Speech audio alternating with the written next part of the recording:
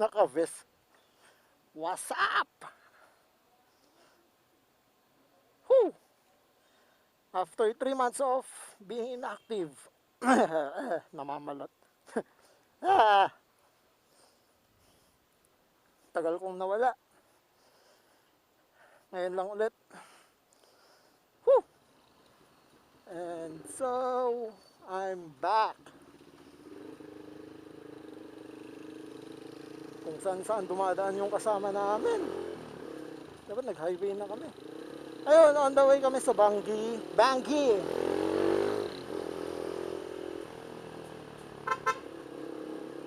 Para kumain ng bulalo. At hindi ako masyado magsasalita ngayon kasi yung lumang helmet yung gamit ko. Magiging mahangin. Parang ako mahangin.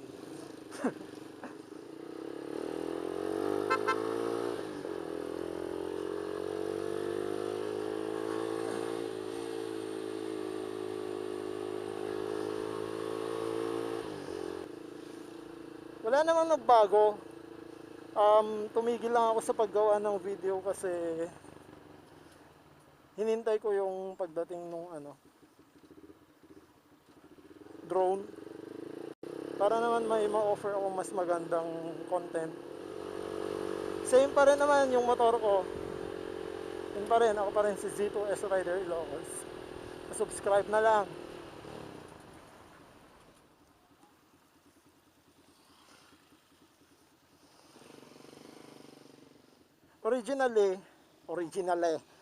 Originally, ang plano namin is 3 lang kami. Breakfast ride lang, bulalo ride. May masarap kasi na bulaluhan doon sa Bangui. Ang pangalan ng bulaluhan is Bulaluhan. Wala siyang pangalan. But then, may nakarinig, may gustong sumama, may nag-PM. So ayun, dumami kami. 1, 2, 3, 4, 5. 5 na motor. Ako lang yung naka-manual. Nakamatic silang lahat. Isang Aerox, isang NMAX, 3 M3. Let's go!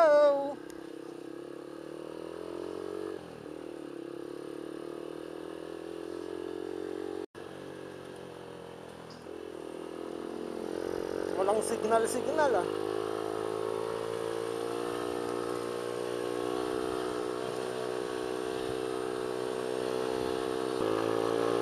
What's up, Burgos? Malapit na kami, 1 taon pa.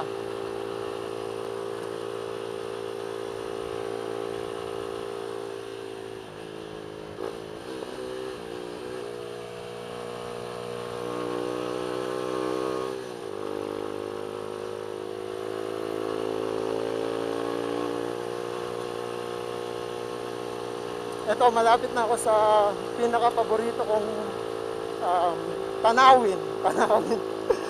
Pinaka-paborito kong part nung up north kung galing ang Laoag. Yan. Yun o. Ito yung lighthouse.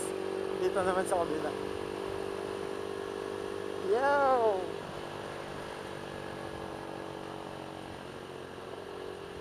Woo! Woohoo! Ang ganda talaga dito. Hindi ako magsasawa dito.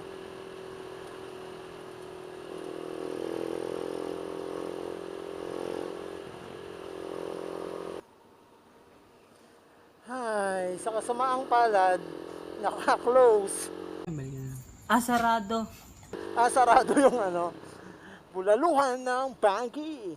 Kaya lipat kami sa ibang kainan. Bukas. Bukas. A few moments later. Woo! So ayun, tapos na kaming kumain at kami ay pauwi na. At dahil kami ay pauwi na, hindi na ako magre-record. Paulan na rin pala. At iniwan na nila ako.